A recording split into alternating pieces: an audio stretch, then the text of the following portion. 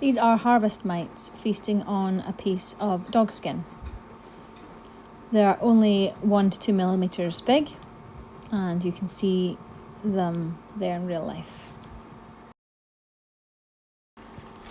I took a few off the dog and put hydrogen peroxide into the mix to see what would happen.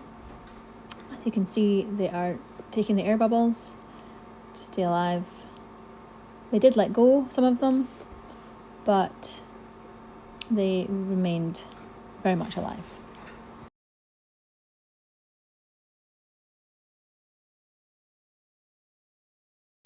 I then tried another set of mites with Ajwain, which has been diluted in water. Ajwain is not able to be used directly onto the dog.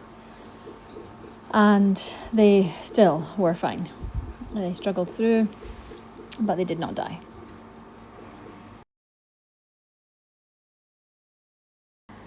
The third batch were exposed to cypress oil directly onto the toilet tissue, which surrounded them, and they died within about a minute.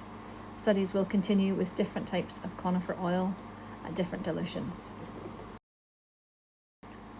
If you attempt to remove with tweezers or your fingernail, the mites can create hot spots because they dig into the dog's skin and use saliva to turn the skin into juice.